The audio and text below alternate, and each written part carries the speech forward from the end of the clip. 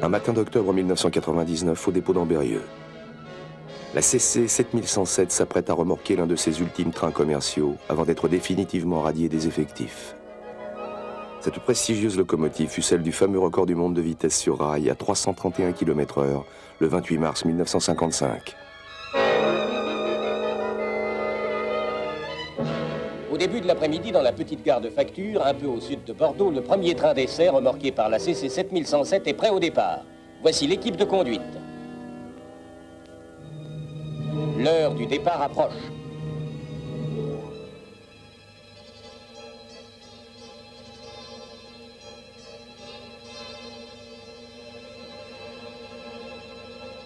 On part. On est parti.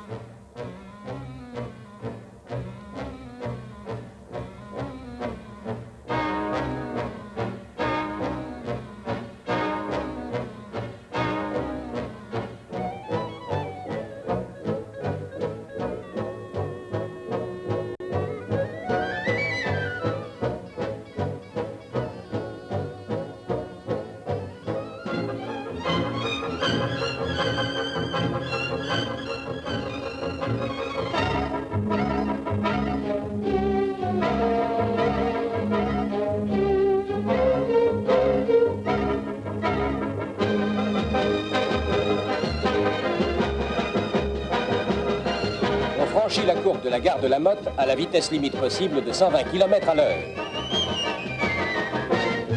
Et sur la longue ligne droite de 46 km, on prend le grand envol pour le record du monde.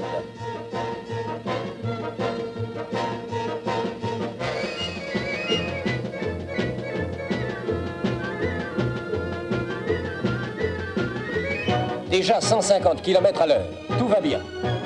Un observateur surveille dans un périscope le comportement du pantographe. Déjà, des étincelles apparaissent au contact de la caténaire.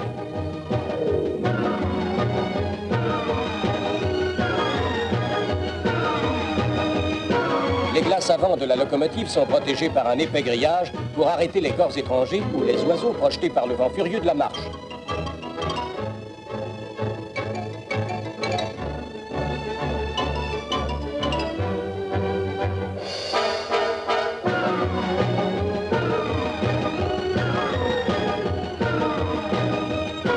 On atteint 240 km à l'heure.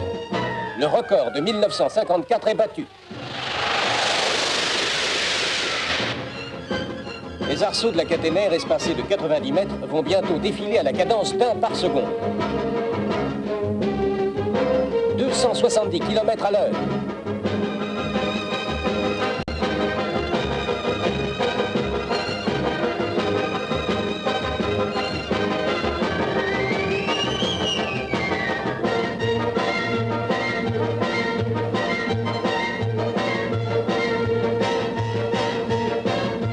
Le 300 est dépassé.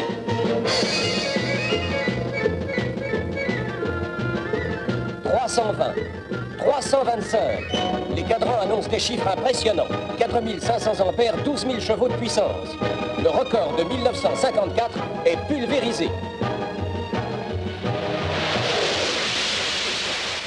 44 ans plus tard, à la feuille du dépôt d'Ambérieu, ce matin d'octobre 1999, nous assistons à la prise de service du conducteur, commandé pour assurer le train 41-321 à destination de Modane. Retrait des marches correspondant à la journée que le conducteur doit assurer et retrait des bulletins de service.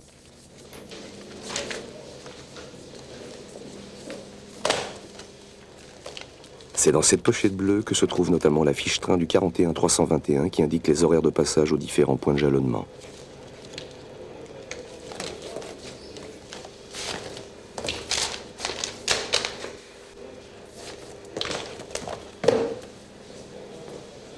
Retrait des fiches lignes hebdomadaires qui reprennent les limitations temporaires de vitesse ainsi que les modifications de signalisation sur les itinéraires à emprunter.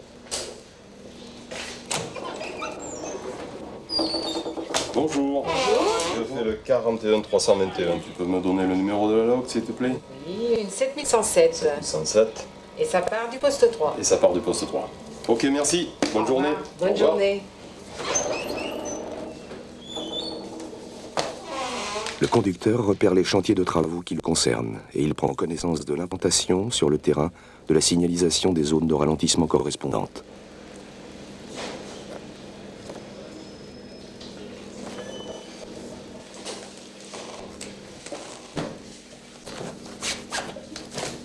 Puis il quitte le local de la feuille pour rejoindre sa machine, la 7107, sur laquelle il doit effectuer une préparation courante ou PC, dont nous allons suivre quelques-unes des opérations caractéristiques.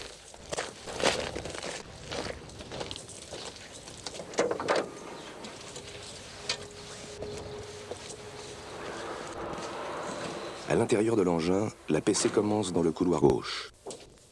Fermeture de l'interrupteur de batterie ZBA, interrupteur d'éclairage Z2CL sur marche. Le conducteur vérifie qu'aucun disrupteur ou voyant de signalisation de relais n'est déclenché.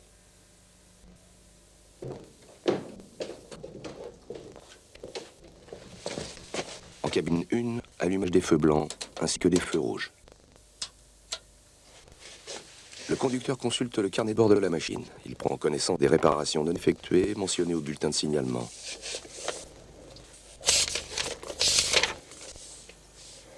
Ainsi que des éventuelles restrictions d'utilisation qui figurent à la fiche rose.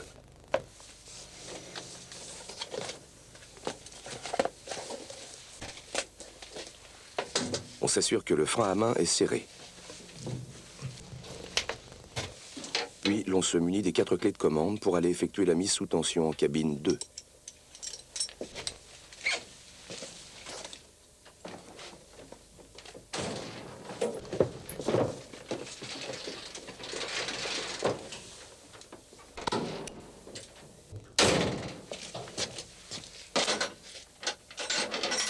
Déverrouillage de la boîte à levier.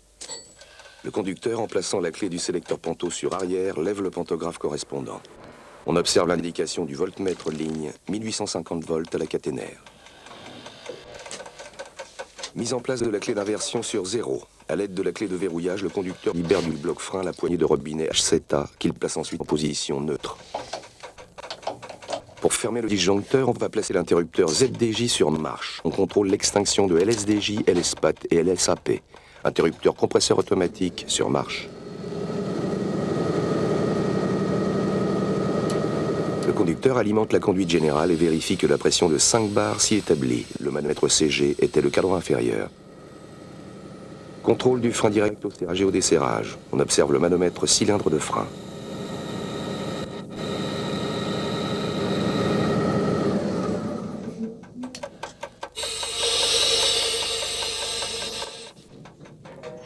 Clé de l'inverseur sur avant et l'on bascule l'interrupteur SEVACMA sur marche pour l'essai de la veille automatique. 2 secondes 5 après, le son RA retentit. Encore 2 secondes 5 et on observe la disjonction et la vidange de la CG. Refermeture du disjoncteur, LSDJ s'éteint. Le conducteur réalimente la conduite générale à 5 bars et immobilise la machine au frein direct. Déviation du manomètre, cylindre de frein. Il maintient maintenant l'appui de façon permanente sur le cerclot du manipulateur de traction pour vérifier que le son CA retentit après 55 secondes environ. Relâchement de l'appui, le son s'arrête. On replace l'interrupteur SVA en position normale. En vue de l'essai de traction, sélecteur panto sur avant-arrière pour lever le second pantographe. On serre le frein automatique. On place l'interrupteur ventilateur sur marche. Les ventilos se mettent en route. Et l'on passe un cran de traction en vérifiant la déviation des ampères-mètres. Manipulateur de traction ramené à 0. On refait l'essai sur le sens arrière. Au passage du cran, les 2 ampères-mètres moteur dévient. On refait à nouveau l'essai sur le sens avant. Puis on ramène la manette d'inversion sur 0 et l'on replace l'interrupteur ventilateur sur arrêt. Essai de fonctionnement des pantographes. Le panto arrière étant levé, on a placé le sélecteur panto sur avant-arrière et l'on vérifie la levée du panto avant. Sélecteur panto sur avant et l'on vérifie maintenant la descente du pantographe arrière.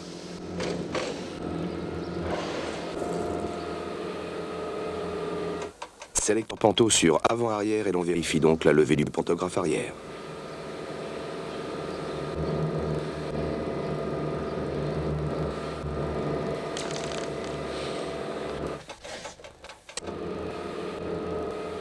Enfin, l'on replace la clé du sélecteur panto sur arrière et l'on vérifie la descente du pantographe avant.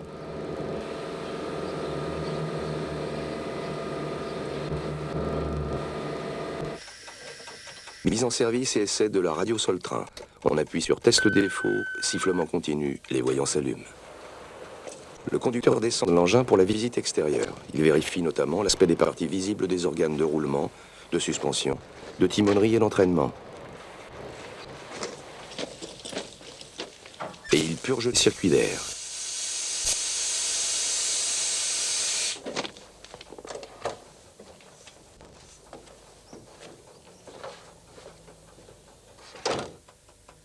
Mise en marche des ventilateurs, clé d'inversion sur avant, desserrage du frein direct. Passage des premiers crans de traction qui provoquent le déplacement de la locomotive.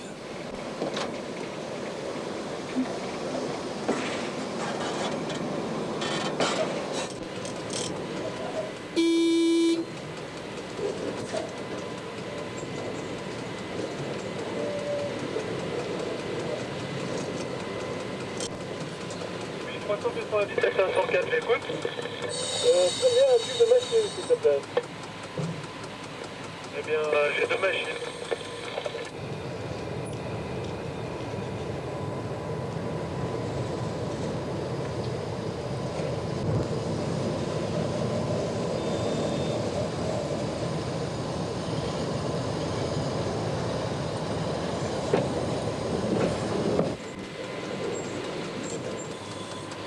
On tire jusqu'à dégagement de la dernière aiguille franchie, on s'arrête et on va changer de bout.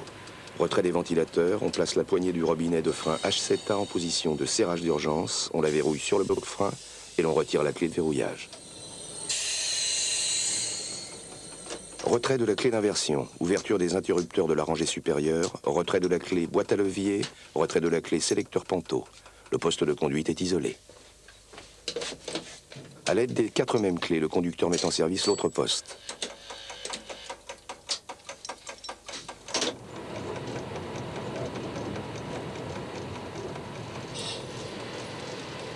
Il doit tirer jusqu'au carré violet 47 qui est fermé. Arrêt. Clé de l'inverseur placée sur 0, retrait des ventilateurs et immobilisation de la locomotive au frein direct. Le conducteur doit se faire reconnaître. Il descend téléphoner.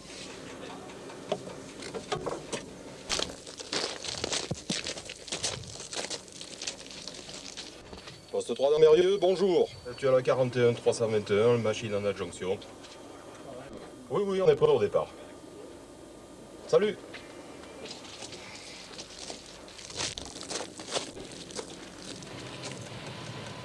Feu blanc au carré violet 47. Il commande au conducteur l'observation de la marche en manœuvre, qui lui impose de s'avancer avec prudence sans dépasser la vitesse de 30 km/h et en se tenant prêt à obéir aux signaux qu'il pourrait rencontrer ou qui pourraient lui être faits. Le feu blanc répète fermé. Essai en marche de la veille automatique.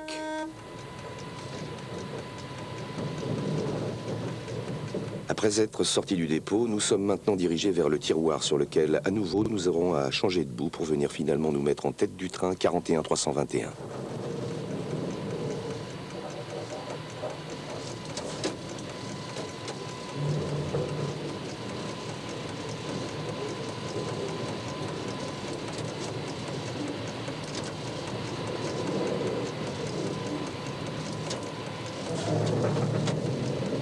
Le 41 321 est un messagerie ME100, normalement tracé au départ d'Ambérieux avec une locomotive CC 6500 PV pour une masse de 1200 tonnes. Il sera aujourd'hui exceptionnellement assuré avec la CC 7107.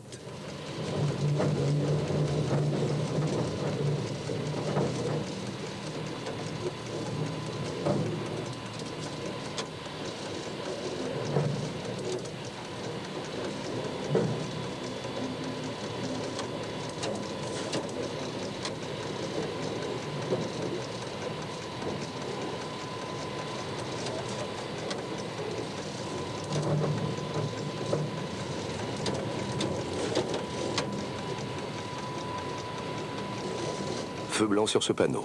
Il n'y a pas de crocodile entre les deux fils de rail. Ce signal n'est donc pas répété.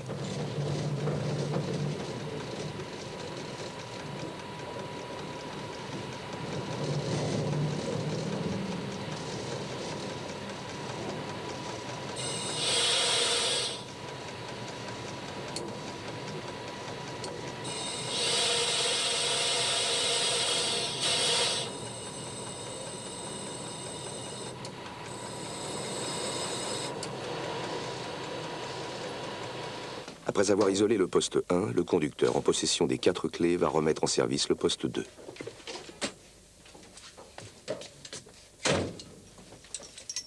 Clé sélecteur panto pour lever le panto arrière, clé BL pour déverrouiller la boîte à levier, clé d'inversion sur 0 et clé de verrouillage pour déverrouiller la poignée du robinet H7A. Fermeture du disjoncteur, compresseur sur auto, allumage des fanaux et dès que l'on y est autorisé, l'on vient se mettre en tête de la rame.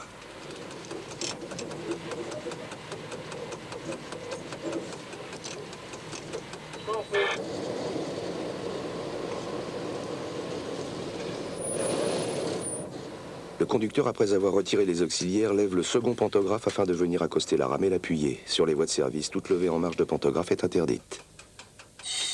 Frein direct desserré, ventilateur, compresseur, action au manipulateur de traction.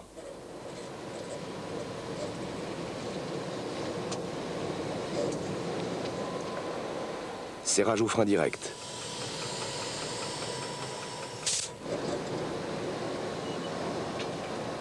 Les tampons sont jointifs. On tractionne légèrement pour comprimer modérément les tampons. On serre le frein direct. Et l'on ramène le manipulateur de traction à 0. Robinet H7A sur neutre.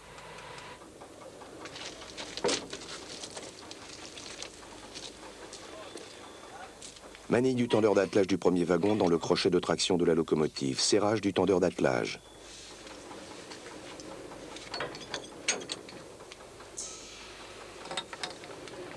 Raccordement des accouplements de la conduite générale et ouverture des robinets d'arrêt CG.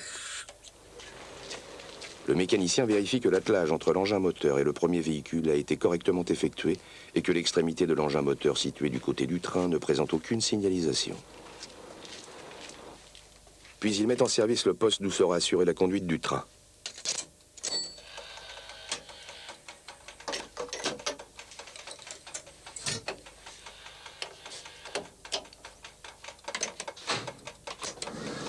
L'essai de frein en cours est ici un essai de raccordement. Mécanicien, tu peux desserrer. L'essai de raccordement consiste à vérifier le rétablissement de la continuité de la conduite générale en s'assurant du bon fonctionnement au serrage, puis au desserrage des freins du premier véhicule freiné situé en arrière du point de raccordement par rapport à la locomotive de remorque.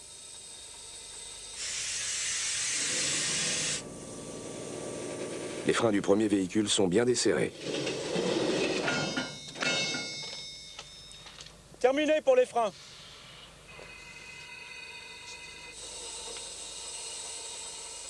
Voyant clignotant mi-blanc mi-vert du SLD, signal lumineux de départ. Inverseur sur avant, desserrage des freins. Lorsque le desserrage des freins est effectif, le mécanicien passe un premier cran de traction, puis il déplace le manipulateur cran par cran pour obtenir le déplacement du train sans dépasser l'intensité limite de décollage. Au bulletin de composition du 41-321 d'aujourd'hui, on lit 16 véhicules, une longueur de 461 mètres et 390 tonnes de charge remorquée. Le 41-321 est un ME100.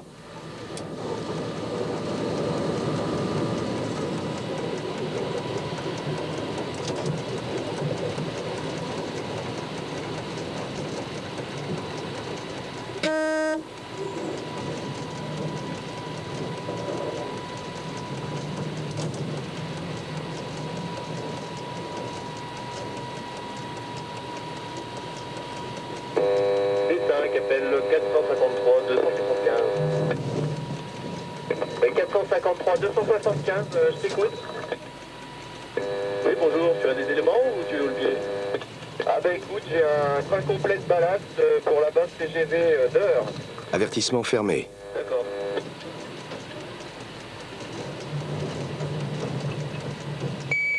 Le mécanicien ne devra pas dépasser la vitesse de 30 km/h jusqu'au dégagement par la queue de la rame de la dernière aiguille rencontrée. Au-delà, la vitesse limite sur voie 1 pour les ME100 sera de 100 km/h jusqu'à Saint-Rambert. Quittant Ambérieu, le 41-321 franchit la communication qui le dirige sur voie 1 à destination de Chambéry.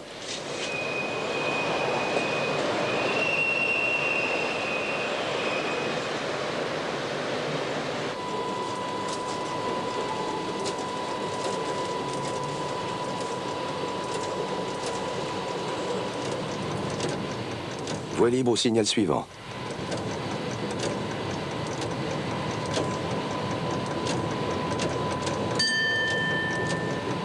Lyon, d'accord. Je m'arrête en gare parce que j'ai un arrêt régulier là. Ah, je sais pas, attends, c'est bon. Le conducteur a commencé la mise en vitesse qui consiste à passer successivement les grandes tractions découplage série, série parallèle et enfin parallèle.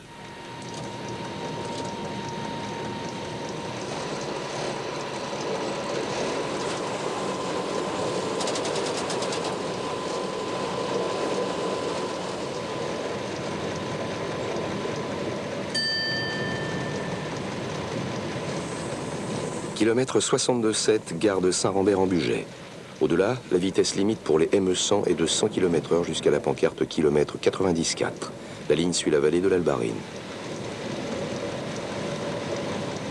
Bande verticale blanche continue. Ce TIV à distance ouverte correspond au premier pas d'IPCS, télécommandé par le régulateur au PC de Chambéry. Nous faisons le trait à 90 km/h. Au-dessus de ce signal à voie libre, le TIV de rappel était ouvert et le TECS non présenté.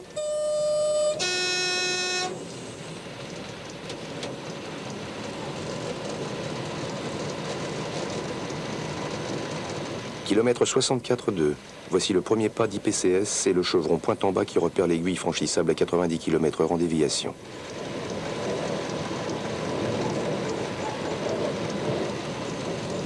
Kilomètre 69, à droite, le garage de Tenay-Hauteville, accessible avec le ralentissement 30, puis le rappel avertissement tableau G.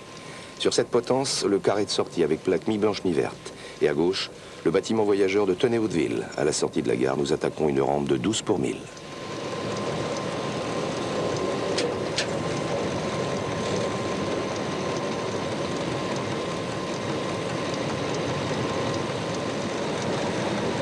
Nous arrivons aux abords du kilomètre 74. Cette grosse pierre, à gauche de la voie, est un point caractéristique de la ligne. Une courbe à droite. Et au bout de cet alignement droit, on bascule en pente de 12 pour 1000. Kilomètre 89,8, gare de Virieu-le-Grand-Bellay.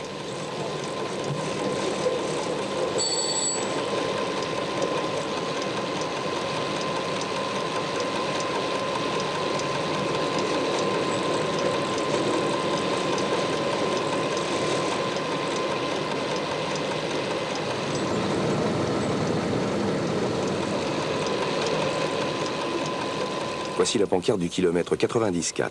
Au dégagement de cette pancarte par la queue de la rame, la nouvelle vitesse limite pour les ME100 est de 100 km/h jusqu'à Chambéry.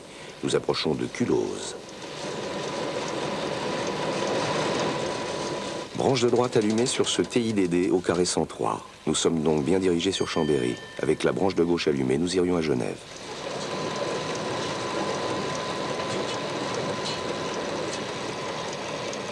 TIV à distance 80 de forme losange, d'où le déclenchement de l'indication sonore signal fermé arrêté par appui sur BPVG. Les deux feux blancs allumés sur l'indicateur de direction surmontant ce signal nous confirment la deuxième direction à partir de la gauche, c'est-à-dire celle de Chambéry. Avec un seul feu allumé, nous serions dirigés sur Genève. Pancarte Z repérant l'origine de la partie de voie à parcourir sans dépasser la vitesse de 80 km/h.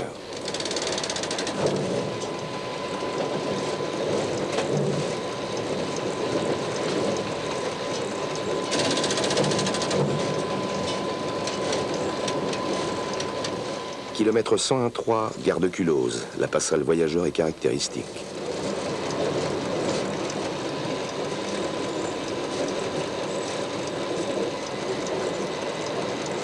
À gauche, le raccordement vers Genève. Devant nous, la sous-station de Culose.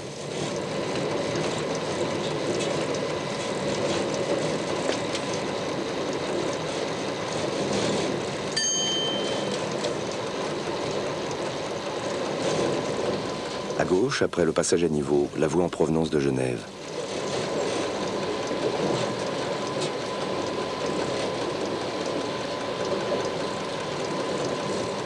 Et la pancarte R qui repère la fin de la zone A80. Au franchissement de cette pancarte par le dernier véhicule de son train, le conducteur peut reprendre sa vitesse normale, qui est de 100 km/h jusqu'à Chambéry.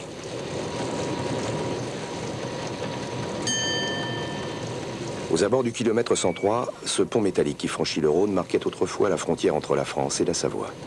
C'était alors l'époque du chemin de fer Victor-Emmanuel, ouvert dès 1860 de Culose à Saint-Jean-de-Maurienne.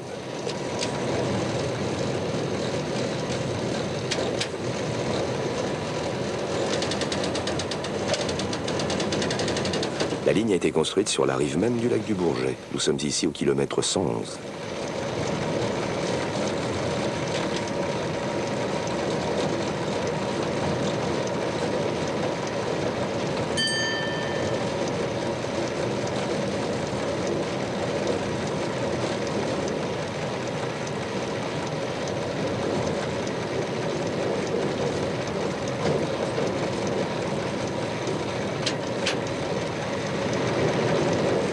À l'entrée du tunnel de Brison, long de 375 mètres, TIV de type C à deux nombres. Celui en italique s'adresse aux pendulaires, l'autre intéressait les autorails ainsi que les éléments automoteurs non pendulaires.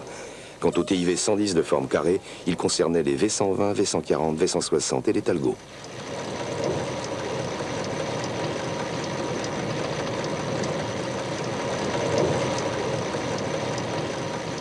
Cette pancarte kilomètre 114.3 repère le point de transition des vitesses limites annoncées par les TIV précédemment rencontrés. 130 pour les ETR 460 et 110 pour les autres trains. Ce TIV à distance 80 de forme carrée nous concerne. L'exécution est à la sortie du tunnel de la Colombière.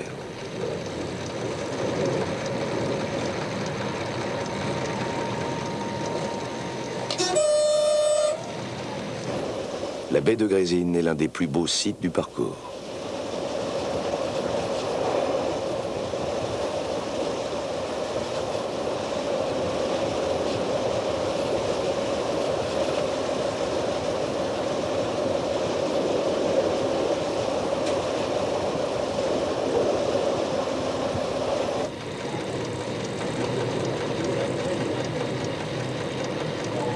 Voici la pancarte R repérant la fin de la zone à 80. Un feu jaune, c'est l'avertissement fermé au carré 401 à l'entrée d'Aix-les-Bains.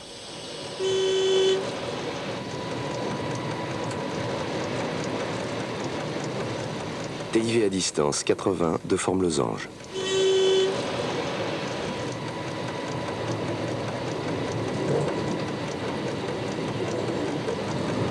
Nouveau serrage au robinet de frein H7A.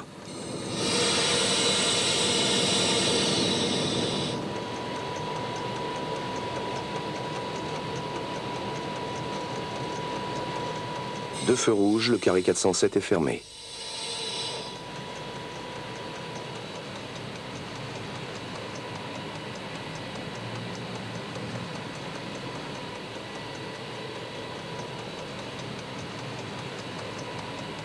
Le carré s'ouvre à voie libre.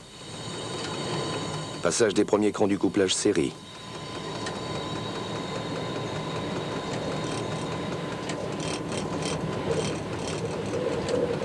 La pancarte Z repère l'origine de la zone à 80.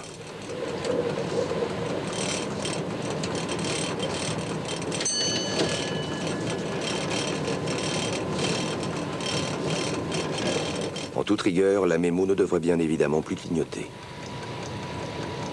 Bifurcation du kilomètre 123.3, à gauche, la voie en provenance d'Annecy.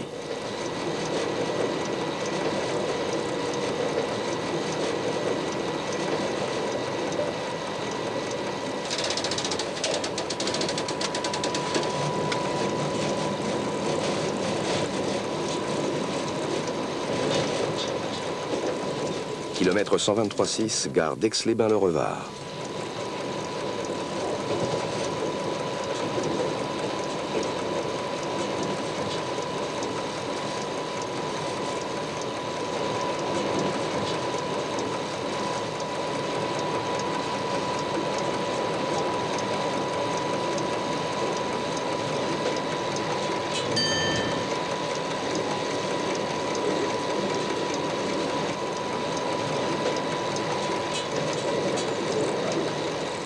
Voici la pancarte R qui repère l'extrémité de la zone à 80.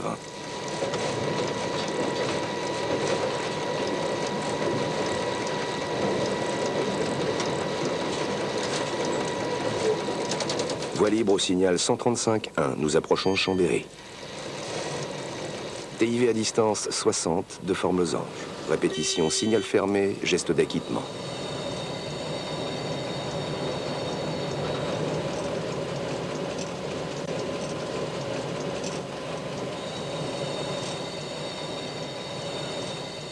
Feu jaune clignotant, Ce signal commande au conducteur d'être en mesure de s'arrêter avant le signal d'arrêt annoncé à distance réduite par l'avertissement.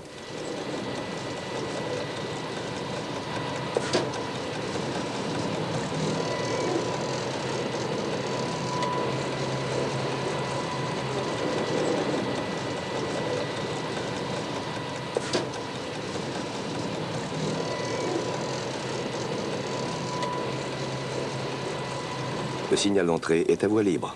La pancarte Z repère l'origine de la zone à 60.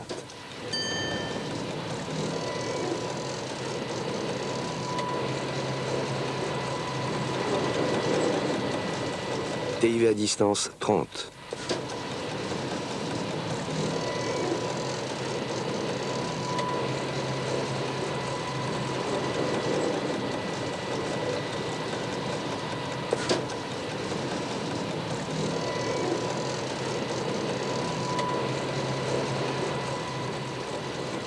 Kilomètre 137,6, gare de Chambéry-Challes-les-Eaux.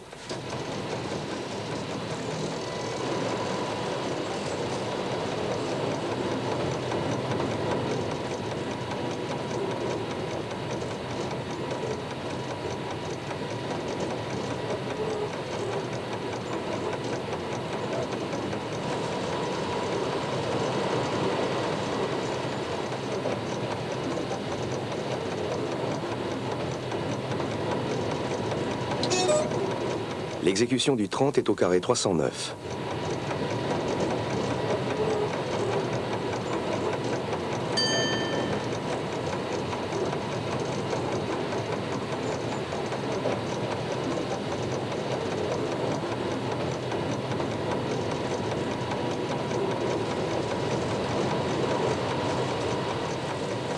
À la sortie du souterrain, le PN27 de Chambéry. Au dégagement de cette pancarte Z par la queue de la rame, notre nouvelle vitesse limite sera celle des ME100, qui est de 100 km/h jusqu'à Saint-Michel-Valoir.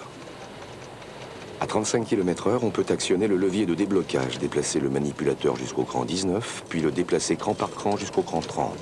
On est alors sur l'écran du couplage série parallèle. Si le ralentissement 60 était présenté sur ce signal, le 149.1, ainsi que sur le panneau qui le précédait, nous serions dirigés à la bifurcation de Montmélian sur Grenoble. Au 149.5 TIV 130 de type C, 140 pour les ETR 460 et de forme losange 120 pour les autres trains. Voici le carré 103. Pour Grenoble, on aurait le rappel 60. Le signal peut aussi présenter le rappel 30, la plaque G pour le faisceau ou le TECS pour entrer à contresens par cette communication. Bifurcation de Montmélian, à droite, les voies pour Grenoble. Voici la pancarte Z repérant l'origine de la zone. Kilomètre 151, la gare de Montmélian. Et son signal de sortie, le carré 123 à voie libre.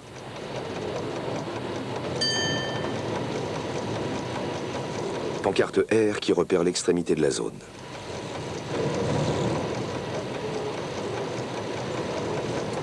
Serrage au robinet HCTA en raison de l'avertissement fermé au signal 158.9. Si le ralentissement 60 était présenté, nous serions aiguillés sur le garage de Saint-Pierre-d'Albigny. Pancarte, kilomètre 159.3. Ce point de transition des vitesses limites de la section de ligne de Chambéry à Modane ne concerne pas les ME100. La mémo clignote et c'est ici normal car nous avons rencontré un signal fermé. Les discordances parfois observées dans ce film sont liées aux contraintes du tournage.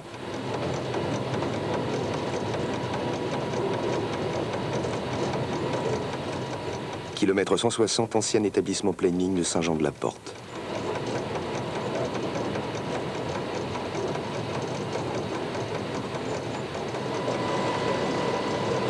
La mémo clignote jusqu'à la prochaine répétition voie libre. Nouvel avertissement fermé au signal suivant, le carré 153 de Saint-Pierre-d'Albigny. Avec le rappel 60 sur ce panneau, nous serions dirigés sur la voie 4 évitement ou bien banalisée voie 2.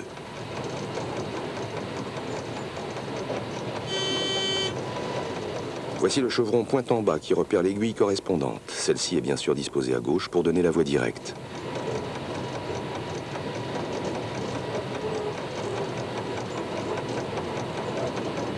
À droite, la voie 4 évitement du garage de Saint-Pierre-d'Albigny.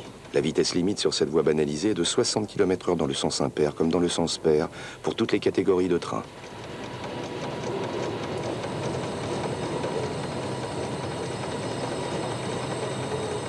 Kilomètre 162,3, gare de Saint-Pierre-d'Albigny.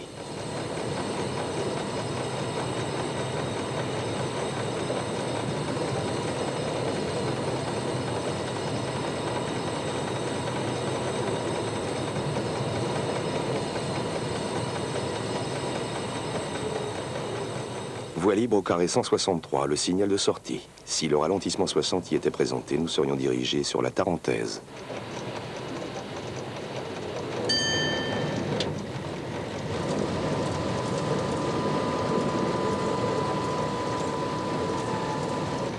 Pour la Tarentaise, nous devrions avoir le rappel 60 sur ce panneau, le carré 173.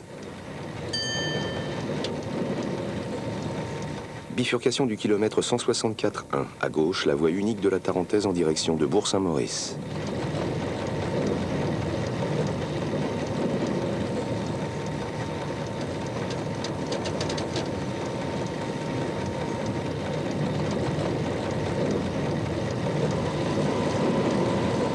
Ces mirlitons repèrent l'approche de signaux à visibilité réduite, TIV à distance du type C, 130 en italique pour les pendulaires, 120 pour les autres automoteurs, et TIV à distance 110 du type ordinaire. Ces TIV sont implantés pour le tunnel de Chamousset, pancarte Chamousset à 1000 mètres, repérant l'approche de l'établissement pleine ligne correspondant. On franchit le pont sur l'Isère. Pancarte repérant l'approche d'un ouvrage d'art à gabarit réduit. Pancarte Z, origine de la zone correspondant au TIV précédemment rencontré. Nous pénétrons sous le tunnel de Chamousset, long de 240 mètres. Kilomètre 166,8, établissement pleine ligne de Chamousset. La pancarte R est au bout du quai.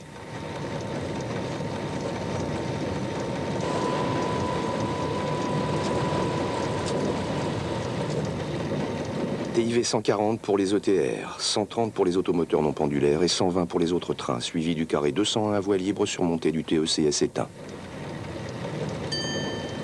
C'est le pas d'IPCS d'Aiguebelle dont on franchit présentement les aiguilles. La gare, au kilomètre 175,1, est télécommandée par le régulateur de Chambéry. Voici l'origine de la zone repérée par cette pancarte Z. C'est à partir d'Aiguebelle que la ligne est véritablement tracée au cœur de la montagne.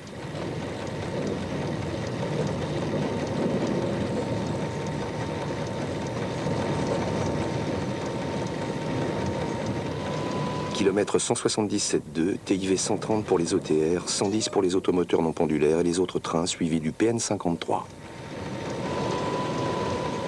653 mètres plus loin, la pancarte Z correspondante.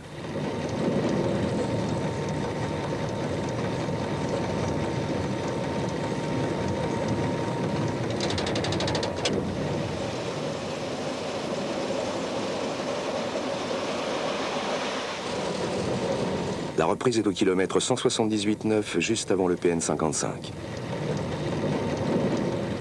Le conducteur retire l'écran de chantage.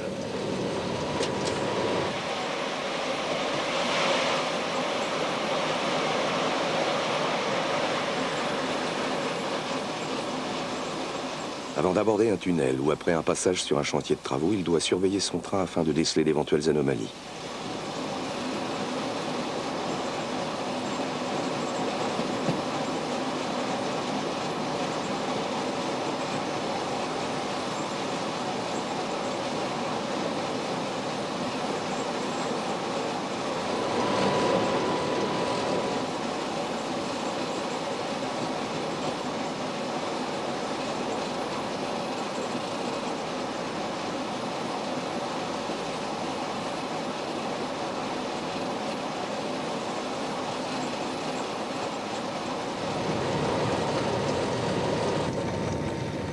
TIV 150 pour les ETR, 130 pour les automoteurs non pendulaires et 120 pour les autres trains. On remarque l'étroitesse de la vallée de la Maurienne, dont la largeur en aucun point ne dépasse les 2 km.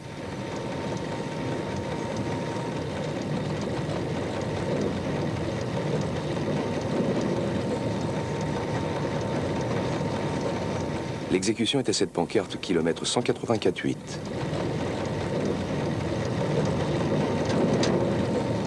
À gauche, la voie d'un embranchement particulier. Kilomètre 185,3, gare des Pierres. Cette gare est télécommandée par le régulateur de Chambéry. Le 41 321 franchit ici le signal 301 à voie libre. Avec le rappel 60 à ce signal, il rentrerait sur voie 1 bis, garage impair des Pierres. L'altitude de la ligne est ici de 368 mètres. À droite, l'évitement pair, lui, n'est pas parcourable dans les deux sens de circulation.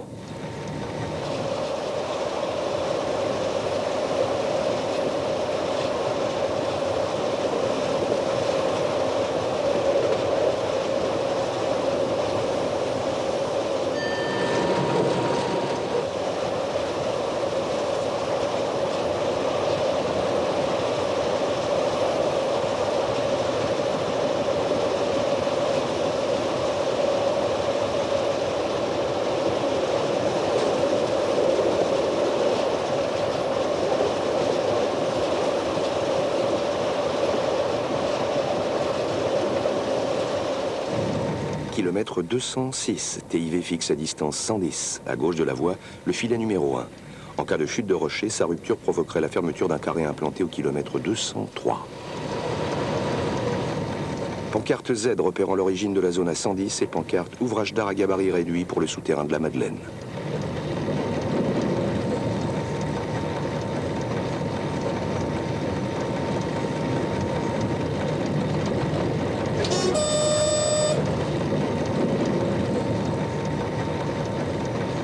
Signal de visibilité réduite dont l'approche est repérée par 3 mirlitons. Voici le carré 202.5 avec plaque de cantonnement BMV évitement. Quand il présente le rappel 30, ce signal donne accès à l'évitement de Pont-à-Mafray en bloc manuel.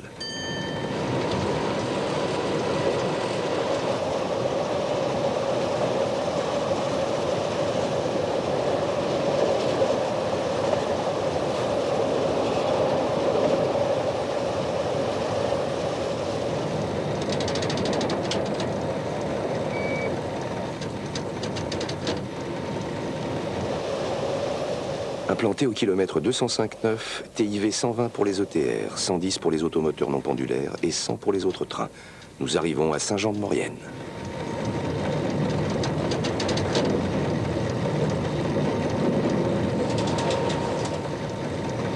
Pancarte Z repérant l'origine de la zone.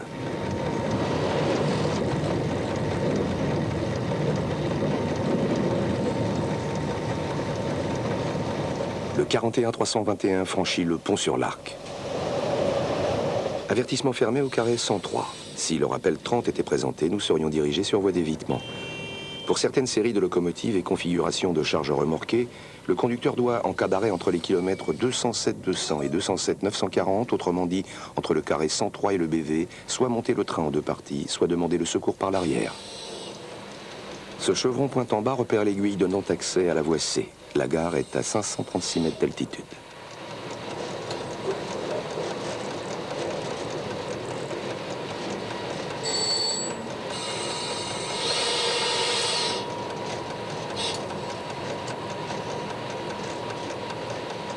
Kilomètre 208, gare de Saint-Jean-de-Maurienne. On nous a ouvert la porte, au carré 113 le rappel 30, le tableau G ainsi que l'avertissement.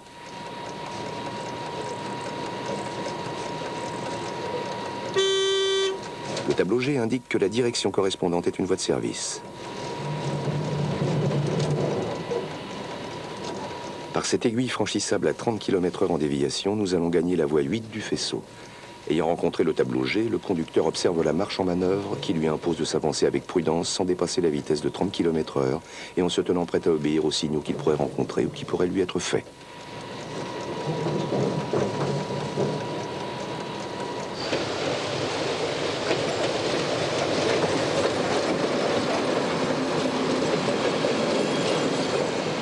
Le point que le conducteur ne doit pas dépasser est repéré par ce chevron pointant en haut.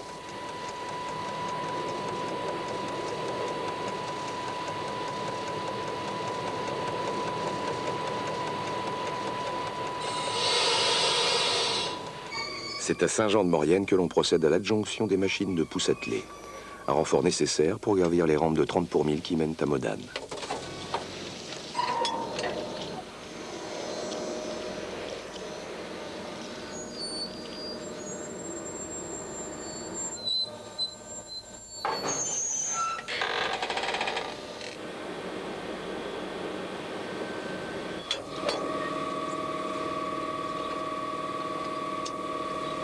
s'accrocher, Jackie. La montée. Il est procédé à un essai de continuité. L'agent formation ouvre le robinet d'arrêt de la conduite générale. 41 321, titulaire à pouce. Oui, 41 321 pouces, je t'écoute. Oui, eh bien, je vais te passer la composition du train. Alors, nous avons 16 véhicules. 16 véhicules. 461 mètres de longueur, une masse de... 390 tonnes. Et ma machine est la CC 7107. La 7C 7107, d'accord, bien compris. Bah, moi derrière, j'ai la 7354 du dépôt de Chambéry. 7354 du dépôt de Chambéry. Je te remercie. Clignotement du SLD, voyant mi-blanc mi-vert sur le TLC implanté au ras du sol. C'est l'autorisation de départ. 41 321, titulaire à pouce, on a l'autorisation de départ. Eh ben d'accord, on a le départ, alors je pousse.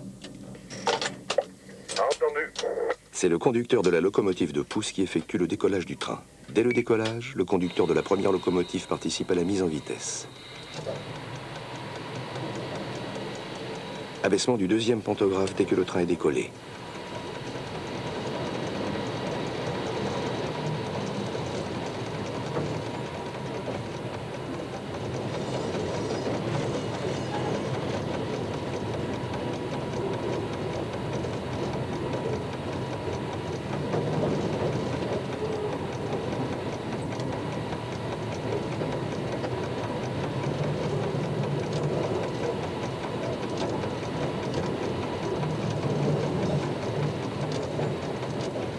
Voie libre au carré 205, indication qui ne sera pas répétée en cabine car ce signal n'est pas crocodilé. Par ailleurs, on ne dépassera pas la vitesse de 30 km/h jusqu'au dégagement complet des aiguilles de sortie par la queue de la rame.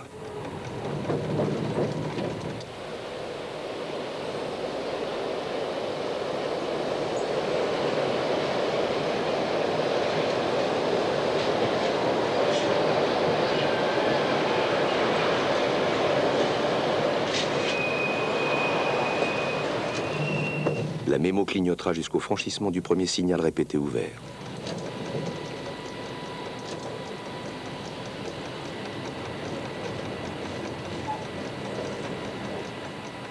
Si le conducteur de pouce participe à la mise en vitesse et à l'effort de traction, c'est le conducteur de tête qui doit assurer la sécurité et la régularité de la marche du train.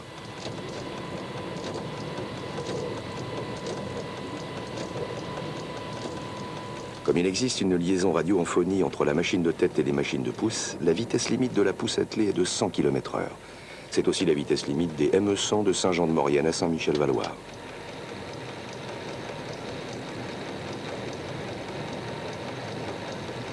Voie libre.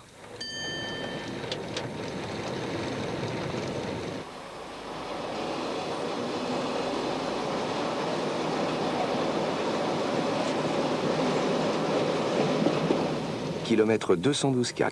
Après franchissement de cet ouvrage métallique, nous allons pénétrer sous le tunnel de Saint-Julien, qui permet de traverser le cône de déjection du torrent du même nom. Le tunnel de Saint-Julien est long de 425 mètres.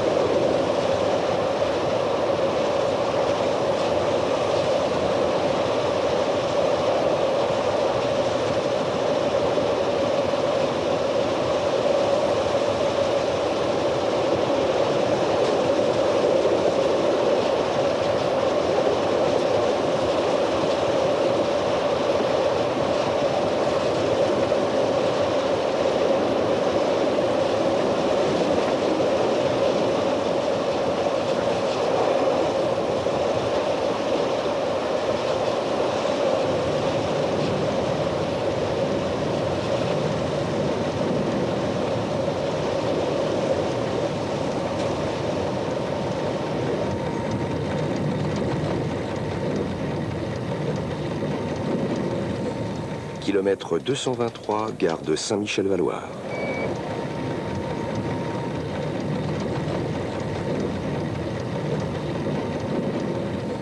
Le carré 263 est à voie libre.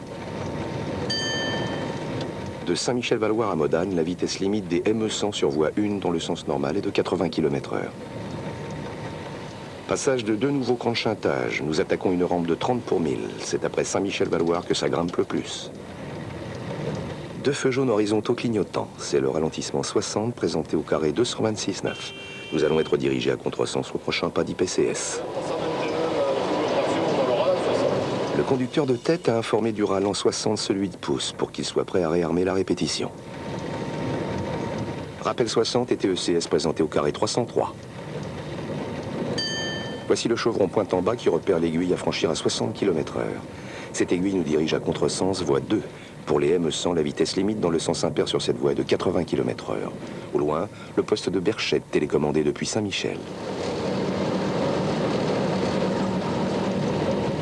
Pancarte, l'APRA à 1000 mètres. À gauche, ces ouvriers qui travaillent sur la voie motivent notre circulation à contresens.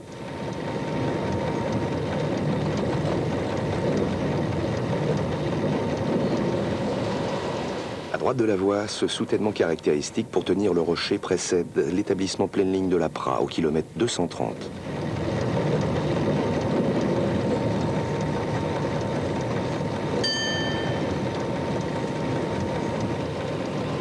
Titulaire à pouce, on a l'avertissement. On a l'avertissement, d'accord. Le voici cet avertissement sur le panneau circulaire du signal 232.9. En face de nous, la sous-station du Freinet.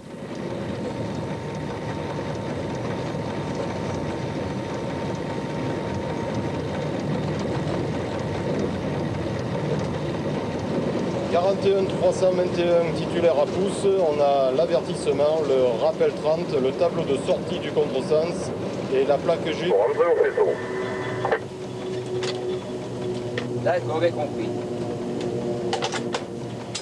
Avertissement, rappel 30, TSCS et tableau G au carré d'entrée 201 de Modane implanté au kilomètre 233,8. Ce TIV est fléché car implanté à droite.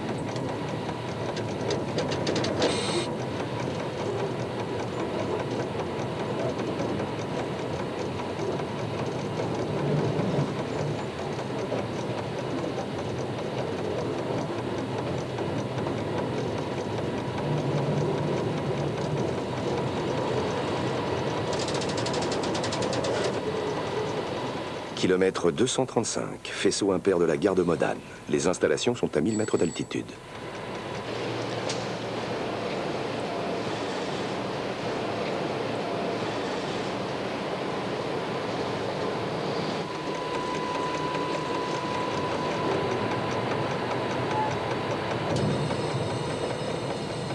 On tire au chevron, pointe en haut, et c'est fini.